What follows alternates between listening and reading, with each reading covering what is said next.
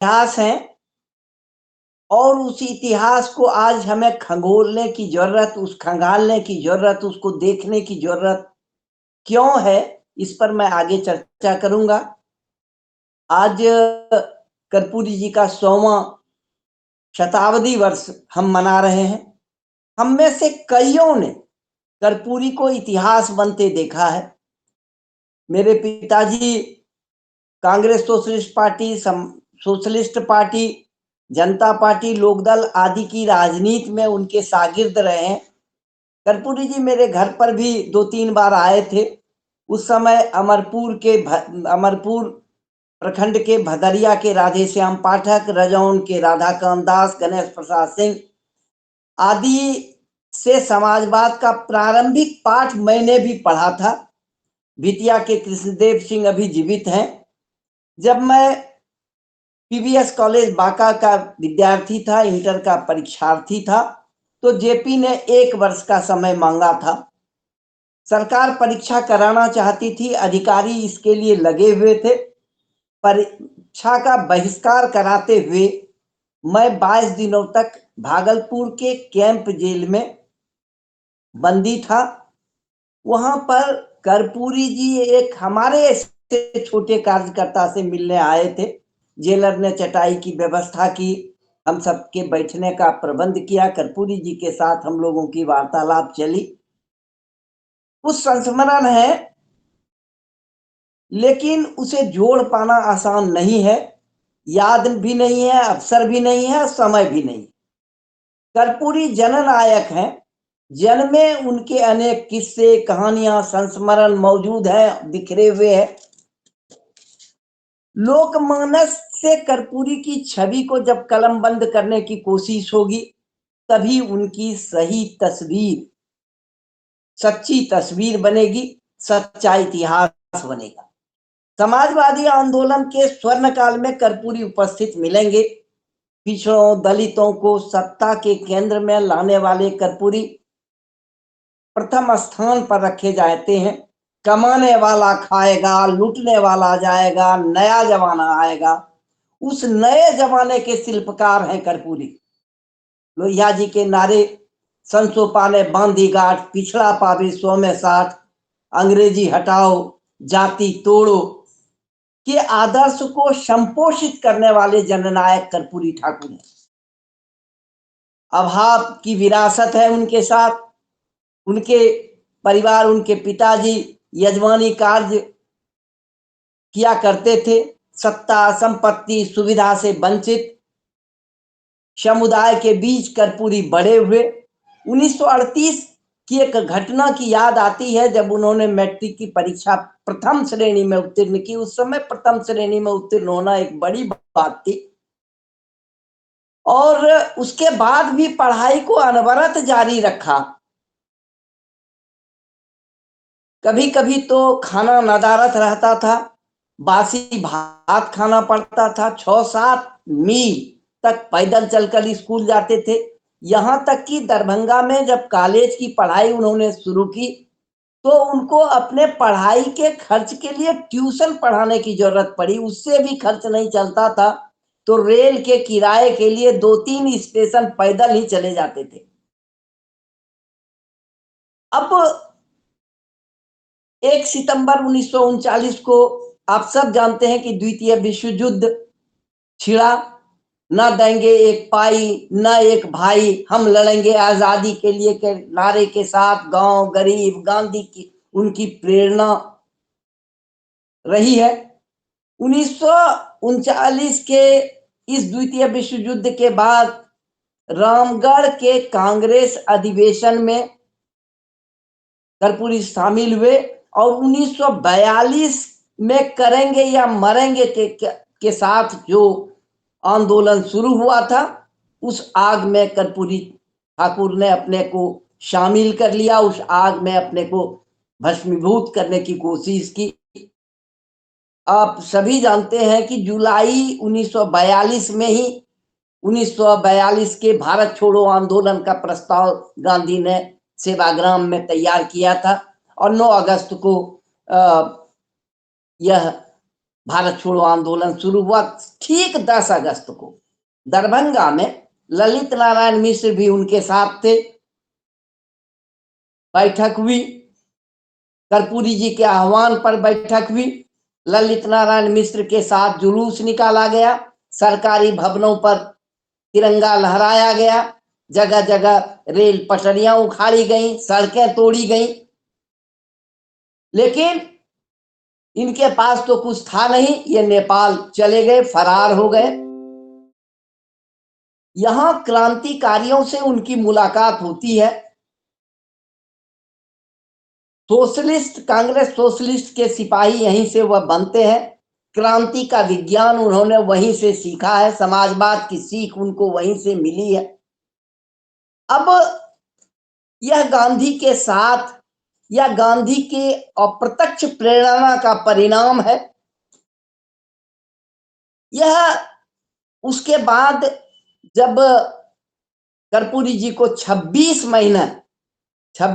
महीने जेल में रहना पड़ा है आजादी के पहले, और उसका जो संपूर्ण संदर्भ है वह यह है कि पहले तो वह गुप्त कार्यालय दरभंगा में चलाते थे, उसके बाद अपने गांव पितौंजिया में दिन में अध्यापन कार्य करने लगे और रात में क्रांतिकारियों का सम्मेलन करते थे। क्रांतिकारियों के साथ उनकी मुलाकात होती थी, क्रांतिकारी कार्यक्रम बनते थे इस तरह से।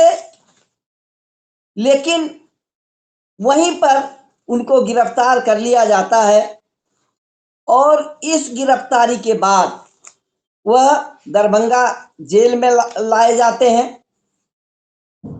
यह टर्निंग पॉइंट है इतिहास का, और इसके साथ ही हम देखेंगे कि वह जो बिहार का वह लाल समस्तीपुर के गुप्त कार्यालय और पितौंजिया में के गुप्त कार्यालय के बाद राम बुझावन सिंह और वशिष्ठ नारायण सिंह वहां पर मौजूद थे। उनको खोजते हुए, वशिष्ठ नारायण सिंह को खोजते हुए पुलिस आई और उसने संपूर्ण रात के 2 बजे संपूर्ण स्कूल को घेर लिया। फिर जैसा कि मैंने बताया दरभंगा जेल लाए गए। 1 वर्ष की सजा हुई। समाजवाद का पाठ उन्होंने जेल में कैदियों को संगठित करके किया, समाजवाद का नेतृत्व, कैदियों का नेतृत्व किया। ब्रिटिश अधिकारियों के और उनको जो सुविधाएं नहीं दी जा रही थी राजनीतिक कैदियों को, उसके लिए आवाज उठाई।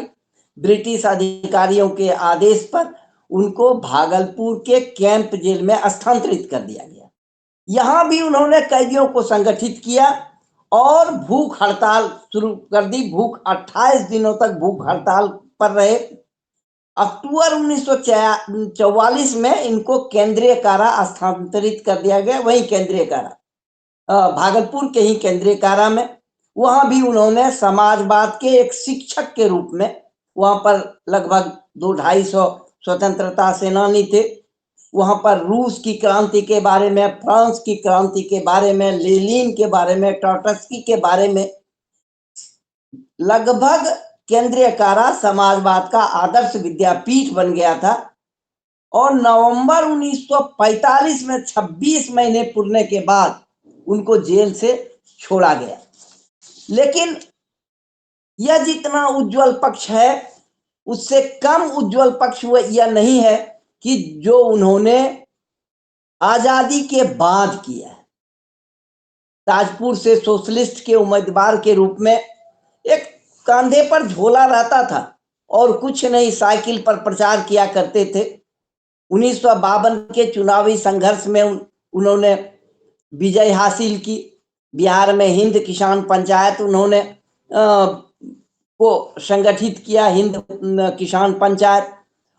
और 1988 फरवरी में जब तक उनकी मृत्यु नहीं हुई तब तक हर चुनाव में विजयी।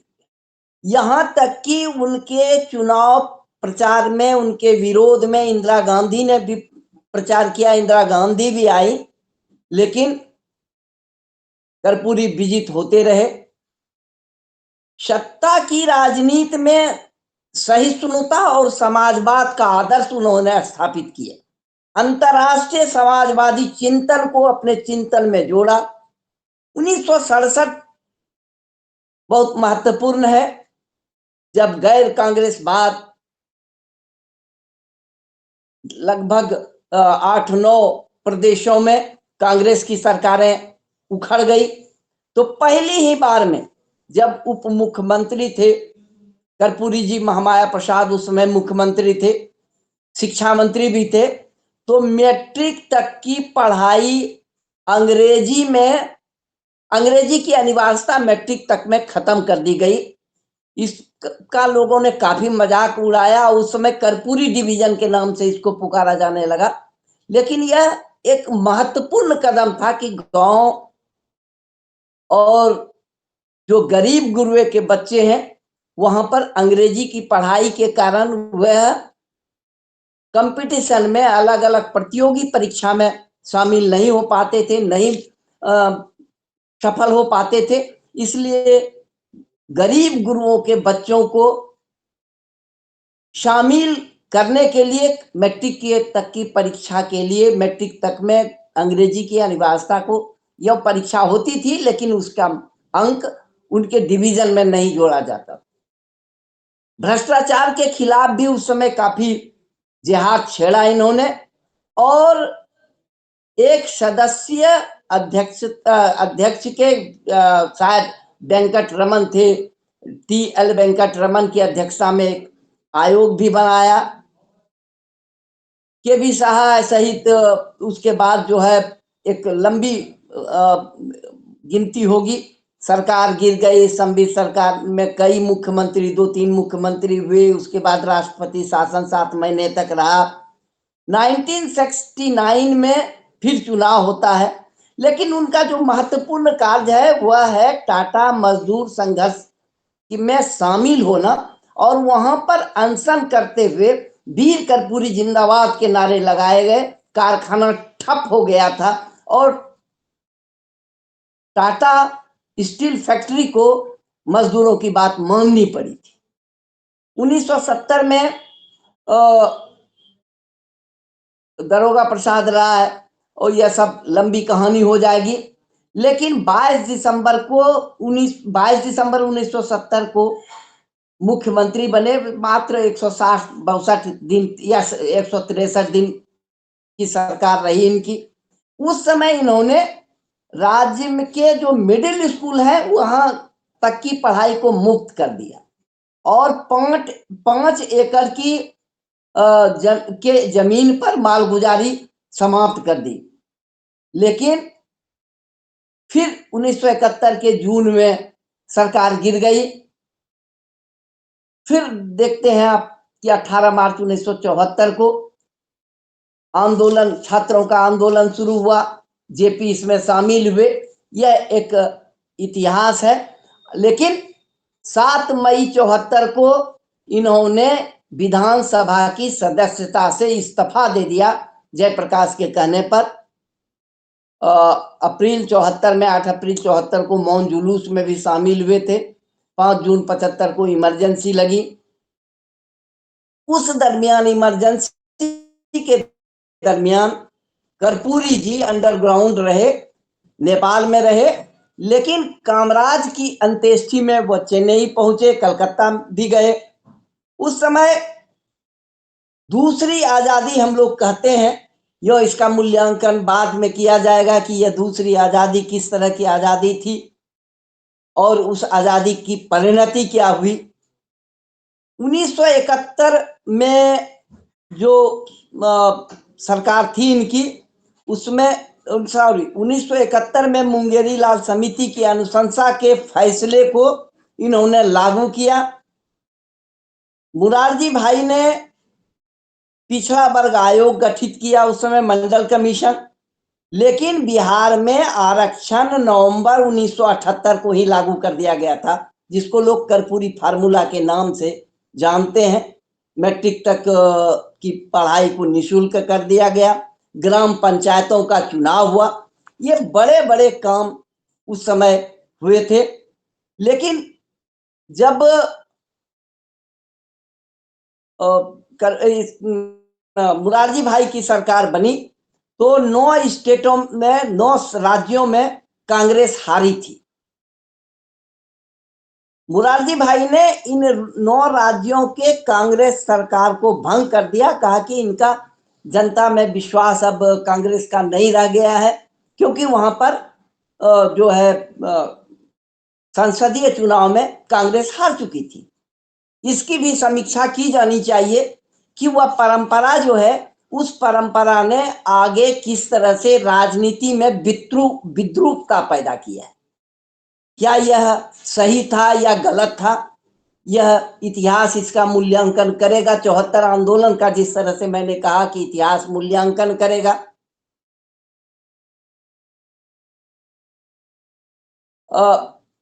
लेकिन हम देखते हैं राजनीतिक विश्लेषण उनका कब उन्होंने क्या किया, ये सब सारी बातें हैं। लेकिन एक बात, जमशेदपुर में दंगा हुआ और दंगे में लगभग 100 से अधिक लोग मारे गए। उस दंगे के बाद इनकी सरकार गिर जाती है। लेकिन हम देखना चाहते हैं राजनीतिक शुचिता को।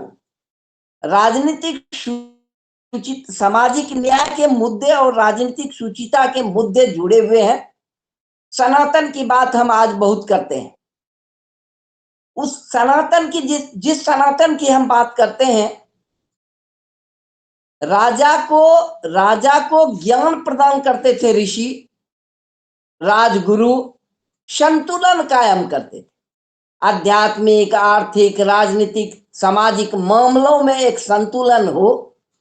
लेकिन भारत में लोकतंत्र जो है, जनता का खुद का अपना शासन खुद के प्रयास से हो। लेकिन जब व्यक्ति राज्य से बड़ा हो जाता है, भारत में हीरो वर्शिप की परंपरा रही है, हीरोशिप की परंपरा रही है। लेकिन यह हमारी संस्कृति में, इसके कुछ फायदे हीरोशिप के हो सकते हैं। गांधी को भी हमने हीरो बना करके प्रस्तुत किया।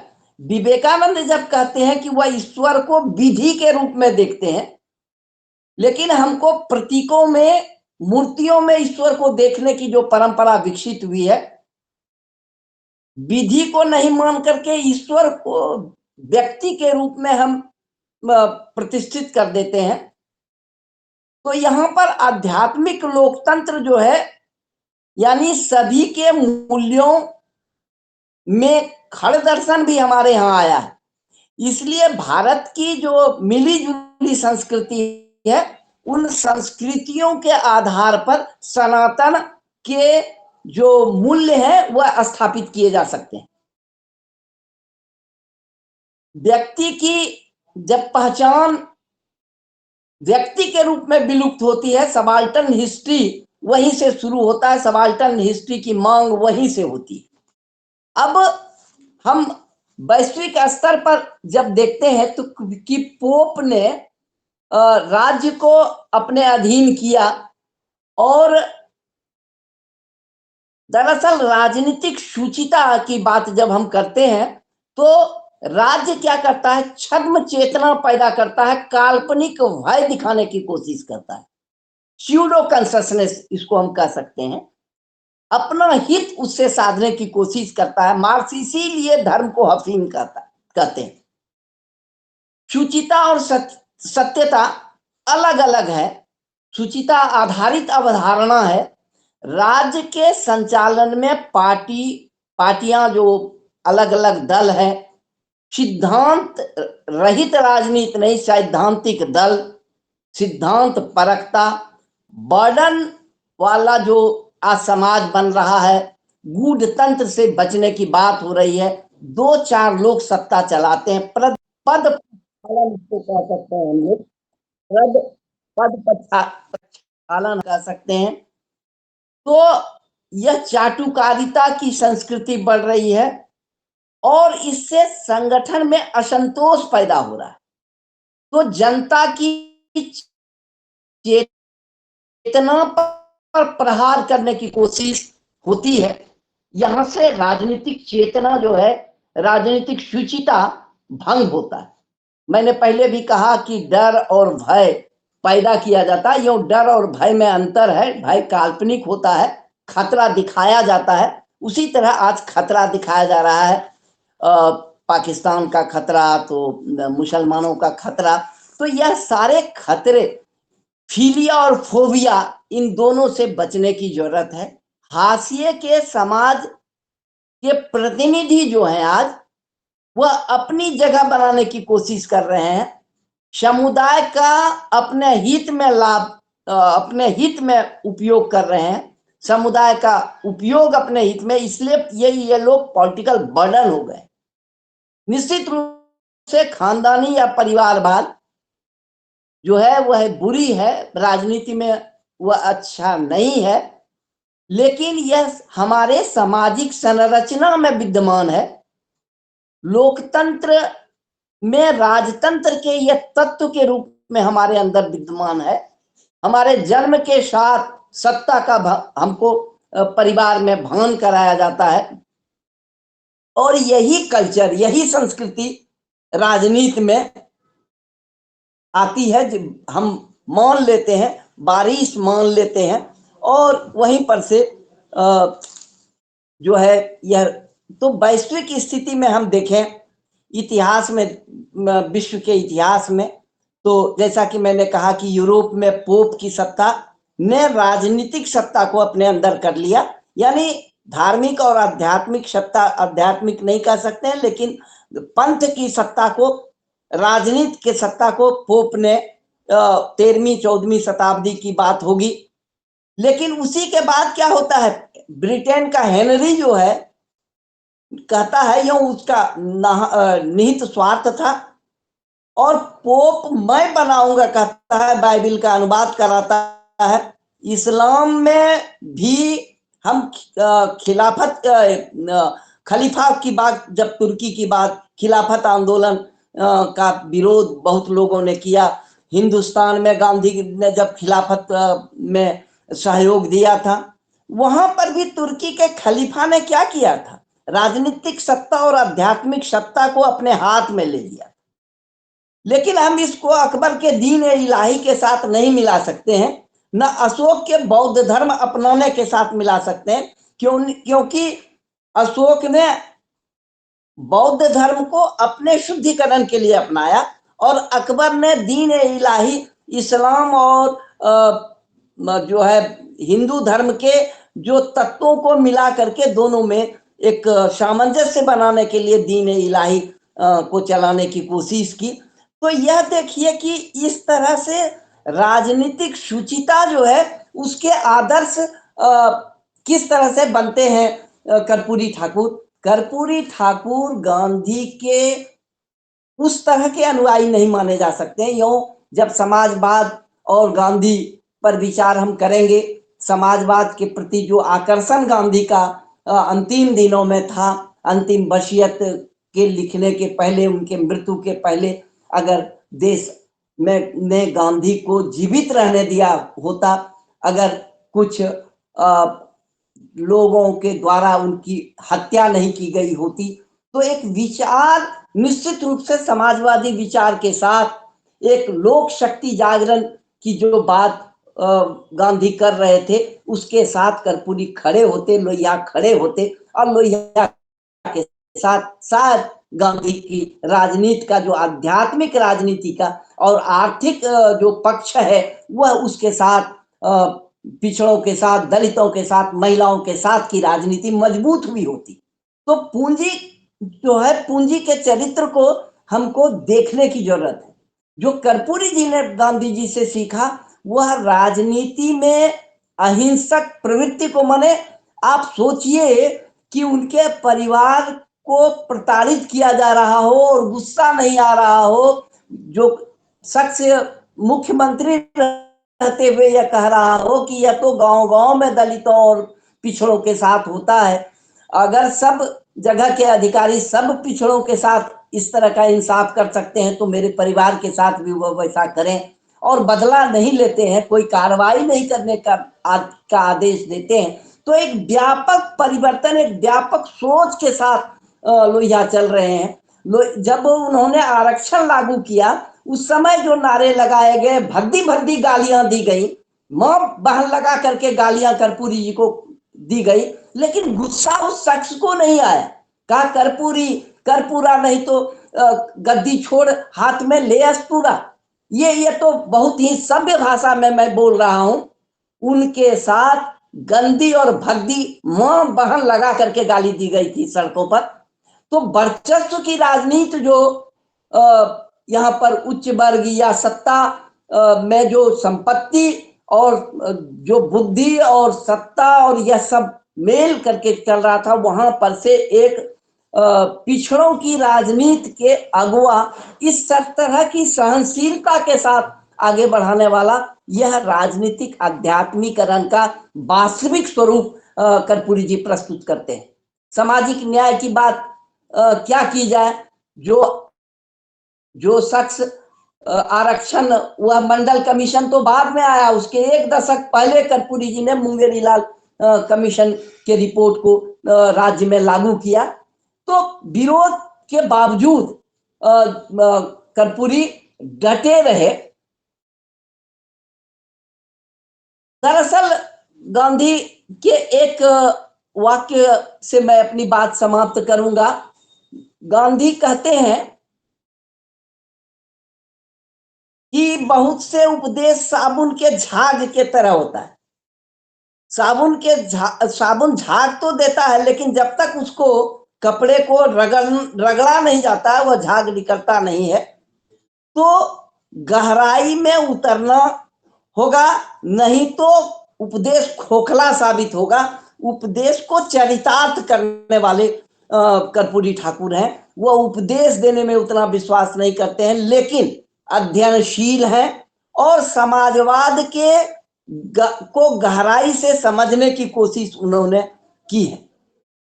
लेकिन अब देखिए कि भूलों से वो सीख लेते हैं, लेकिन कहीं पर भी उन्होंने समझौता नहीं किया है, कहीं पर भी समझौता करने की कोशिश नहीं की है। एक मैंने कहीं लिखा था जहां पर कि महापुरुष, इतिहास में महापुरुष होते कौन है, किनको महापुरुष कहा जाए। मैं इस बात को स्वीकार नहीं कर सकता हूं। एक पुस्तक है decline and fall of the Roman Empire, उसमें गिवन कहता है कि परिस्थितियां और समय अगर अनुकूल नहीं होता है तो वह व्यक्ति इतिहास के गर्त में चला जाता है, वह कुछ बदलाव नहीं कर सकता है। लेकिन कर्पूरी तो वैसे व्यक्ति हैं जो परिस्थितियों को बनाते हैं। गांधी ऐसे व्यक्ति हैं जो परिस्थितियों का निर्माण करते हैं, क्योंकि वह परिस्थिति नहीं थी जिन परिस्थितियों में बिहार में एक बदलाव की लहर कर्पूरी जी ने लाई। लेकिन हिगल के इस बात को स्वीकार, फिलॉसफी ऑफ राइट में हिगल जब कहते हैं कि महापुरुष उस युग की आकांक्षा को बताता है, उसको शब्द देता है और आकांक्षा उत्पन्न भी करता है। क्यों? आकांक्षाएं तो मर गई थी दलितों की, आकांक्षाएं तो मर गई थी पिछड़ों की।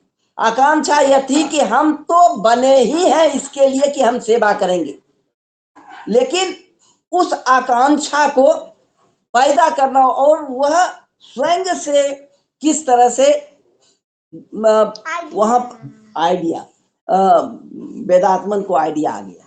तो यह कर्पूरी की विशेषता है और इसके साथ कर्पूरी जननायक बनते हैं। जननायक बनना कोई आसान नहीं है, नहीं, no Jananayak, sorry Vedatman, do not do this. हाँ, जननायक जो है, लोकनायक जयप्रकाश नारायण को लोकनायक कहा गया। और कर्पूरी को जननायक कहा गया। तो इस तरह जननायक, लेकिन इतिहास के विद्यार्थियों को, हमारे आपके ऐसे लोगों को जो अकादमिक क्षेत्र में हस्तक्षेप करना चाहते हैं, उन्हें समाजवाद के चरित्र को समझने की जरूरत है और पूंजी के चरित्र को समझ करके समाजवाद के आदर्श को स्थापित करने की जरूरत है। क्योंकि समाजवाद, मुझे एक फिर स्मरण हो आया, एक बार रामानंद तिवारी जी ने केंद्रीय संसदीय बोर्ड, सोशलिस्ट पार्टी के केंद्रीय संसदीय बोर्ड को लिखा कि जनसंघ के साथ वह सरकार नहीं बना सकते हैं। और फिर रामानंद तिवारी बिहार के एक प्रसिद्ध समाजवादी नेता रहे। उस समय सोशलिस्ट पार्टी सरकार जनसंघ के साथ नहीं बनाना चाहती थी और साफ साफ लिखा था कि यह घृणा पैदा करने वाला संगठन है। और फिर वही कर्पूरी जी के नेतृत्व में कुछ महीने बाद जो है सरकार बनाया सोशलिस्ट पार्टी ने। वहां भूल हुई या सही किया, 74 में भूल हुई या सही किया, इसका इतिहास में मूल्यांकन होना चाहिए। शिवचंद्र झा भागलपुर के हैं, इसलिए एक बात और कह के उन्होंने कहा था मुझे 32 के बाद की गिनती नहीं आती, क्योंकि उस समय के जो विरोधी दल के नेता थे उसको कर्पूरी जी को हटा करके दूसरे को विरोधी दल का नेता बनाने में शिवचंद्र झा जी। इसलिए राजनीति में जो दल बदल है, राजनीति में जिस तरह से उठापटक है, राजनीति में जिस तरह से घृणा की राजनीति का जो है प्रत्यारोपण हुआ है, वह उसको समझते हुए उस समय के इंदिरा गांधी के संपूर्ण पॉलिटिक्स को, यानी कांग्रेस के पॉलिटिक्स को देखने और पूंजी के चरित्र को देखने की जरूरत होगी। क्योंकि उस समय, जिस समय की इंदिरा जी आई, प्रिवी पर्स की समाप्ति हुई, जो है प्रिवी पर्स की समाप्ति, बैंकों का राष्ट्रीयकरण हुआ, ऐसे बड़े बड़े काम जब होने लगे, तभी हमको 74 आंदोलन में की भूख जगी। उस समय भूख जगाने वाले कौन लोग थे, उस समय समाचार पत्र और मीडिया की क्या भूमिका थी और क्यों इस तरह की भूमिका हुई, उसके बाद फिर सत्ता में परिवर्तन क्यों हुआ, 2014 में अन्ना हजारे को किस तरह से जो है आगे लाया गया, गांधी के स्वरूप में आगे लाया गया और भ्रष्टाचार को मुद्दा बनाया गया। भ्रष्टाचार आज भी भ्रष्टाचार उसी तरह कायम है, बढ़ गया है, घट गया है, यह आपके मूल्यांकन का विषय है। इसलिए राजनीति को अपने फायदे के लिए उपयोग करने की दृष्टि चलती रही। गांधी ने आध्यात्मिक राजनीति की बात की थी और कर्पूरी आध्यात्मिक राजनीति को स्थापित करने वाले और टक्कर लेने वाले, सहिष्णु ढंग से राजनीति करने वाले, समाज के वंचित लोगों के साथ अपने को एकाकार करने वाले और अंतिम में विरासत के रूप में एक झोपड़ी छोड़ करके जाने वाले कर्पूरी है।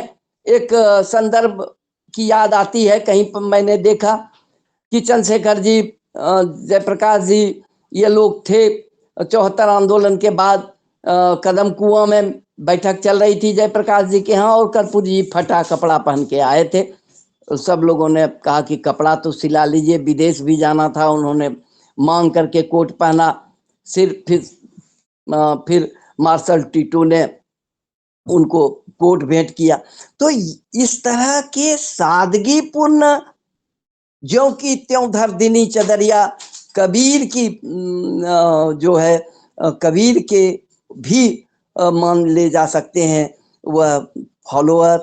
तो इस तरह कर्पूरी जी को एक आदर्श राजनेता के रूप में, एक आदर्श शिक्षक के रूप में, एक आदर्श समाज सेवक के रूप में, एक समाजवादी आंदोलन के एक पुरोधा के रूप में हम आज देख सकते हैं। यह हमारे आगे की दिशा के लिए